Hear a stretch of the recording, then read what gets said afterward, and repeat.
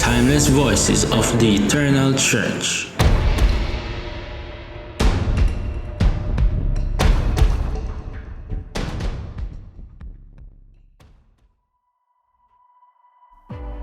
George and Helen Gordon, Vanuatu, May 20, 1861.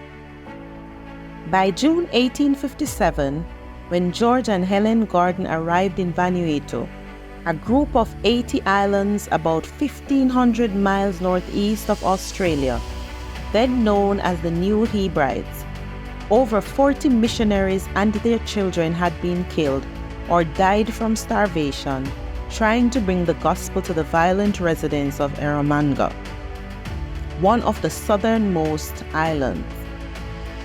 These martyrs were primarily Christians from Samoa or Rarotonga who came to share their newfound faith, but also included the first foreign missionaries to step on the island at Dillon's Bay, John Williams and James Harris, whom the Eromangans had eaten.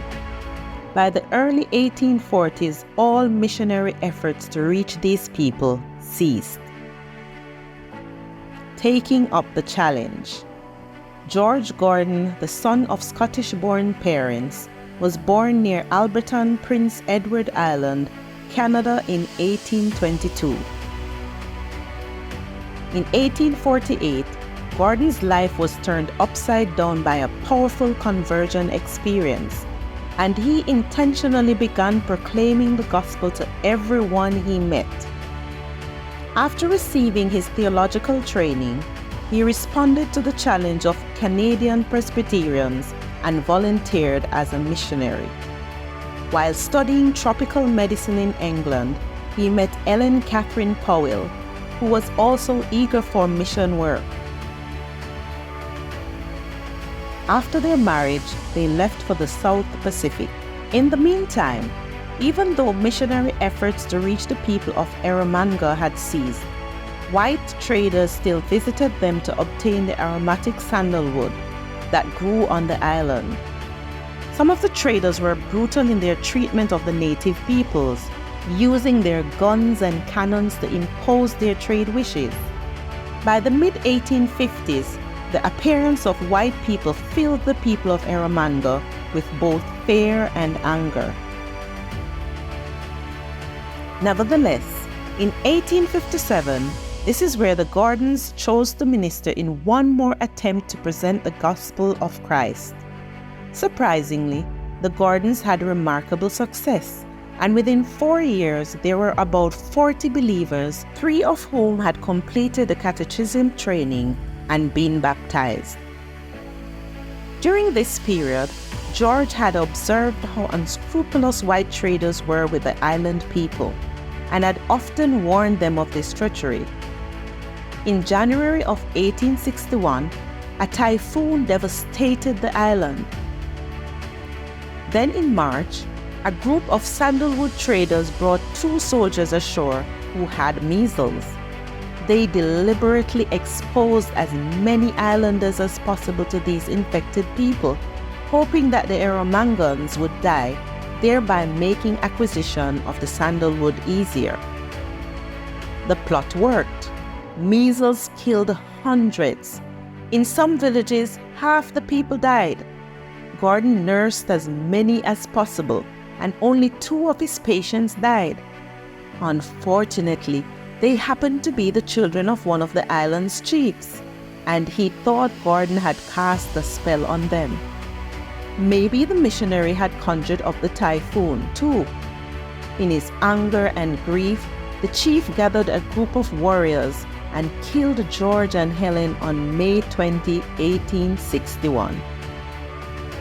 Back in Canada, upon hearing of the death of his brother and sister-in-law, James Gordon volunteered to take their place.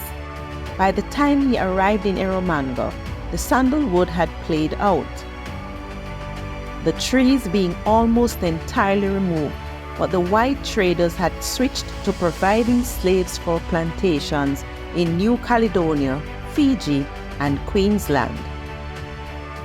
Ostensibly, the natives signed on volunteering for a 3-year stint, but with no way to get home, they often died as slaves. The church in Erromango welcomed James Gordon, and he helped grow it into a truly indigenous congregation by discipling native believers into strong leaders. For reasons unknown, however, he was killed on March 7, 1872, while working on the translation of the Book of Acts.